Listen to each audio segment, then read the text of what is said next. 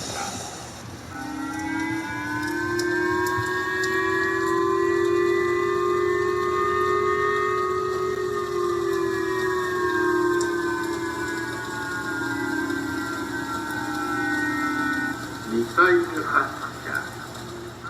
The sea on Wednesday. Seoul says one of them landed less than 38 miles off South Korea's coast and, for the first time, crossed a disputed maritime border which is outside of South Korea's territorial waters.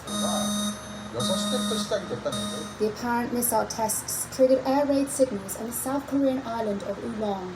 South Korean President Yoon Suk-yeol called it an effective act of territorial encroachment. Military chiefs in Seoul voiced alarm at the latest development. This North Korean missile launch, which marks the first time since the division of the peninsula that has landed near our territorial waters south of the northern limit line, is very rare and we can never tolerate it. Our military will firmly respond to it. In response, South Korea scrambled fighter jets that fired 3 air-to-ground missiles across the maritime border. Japan also condemned Pyongyang's missile tests on Wednesday. Its defense chief said a complaint was lodged with Beijing through diplomatic channels. Wednesday's launch comes after a warning from Pyongyang of powerful follow-up measures if the US and South Korea didn't stop large-scale joint air drills. Those went ahead with hundreds of warplanes, including F-35 stealth fighters from both sides, staging mock attacks 24 hours a day. According to Seoul, the training was needed to counter potential threats from North Korea, which has staged a record number of missile launches this year. In a statement on Wednesday, North Korea said the Allied drills were, quote, inordinate moves for military confrontation that created a grave situation on the Korean peninsula. It is Wednesday, November 2nd, 2022, and I have an emergency alert to share with you guys. Right now it is 4 a.m. Eastern Time here in the United States. We have tensions exploding on the Korean Peninsula with North and South Korea trading missile fire overnight. So I want to just update you on this developing story. The situation is still developing, so we're going to have to wait and see what happens over the next few hours and the next few days. But basically, North Korea fired 17 ballistic missiles into South Korean territorial waters, and the missiles crossed the maritime border between North and South Korea. And this is the first time that North Korea has fired missiles into South Korean territorial waters since North and South Korea were divided in 1945. Okay, so this is unprecedented and historic. Okay, this has not happened since World War II.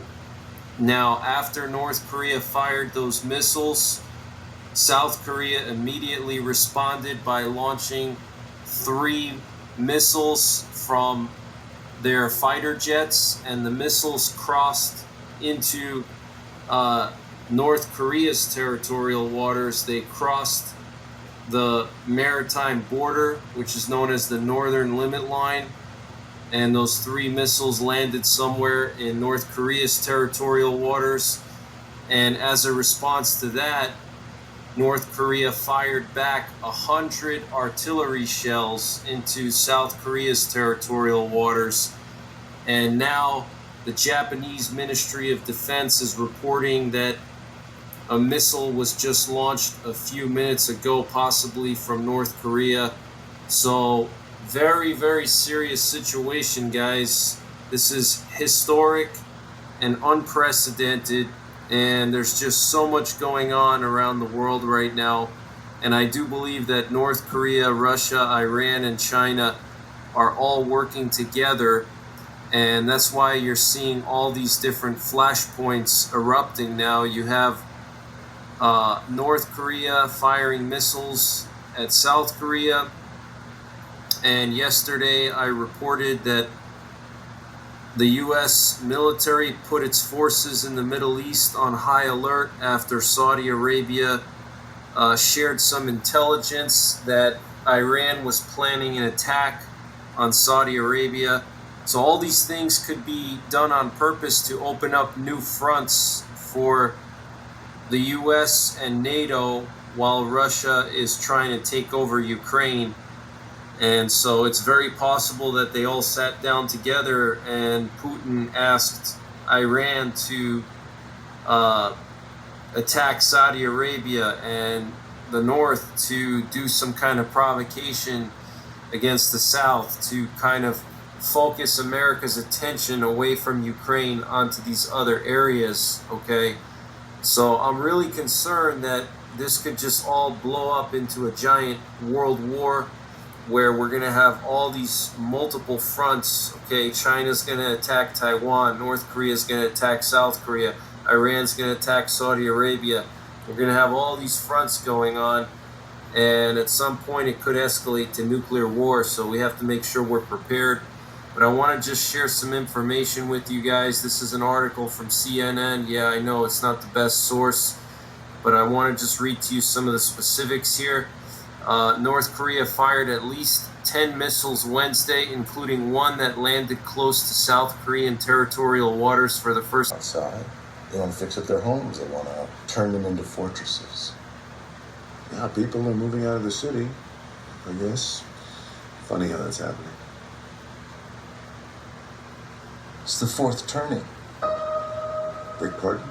Historical events, they don't just happen. They're set into motion by great men, generational persona.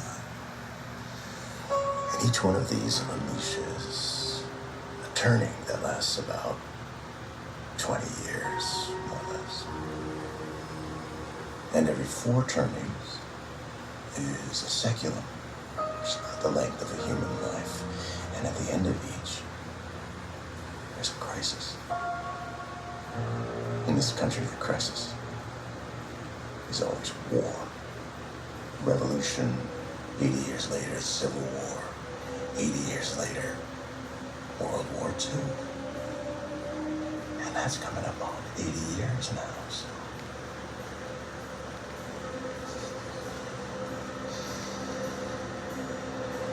Something's about to happen.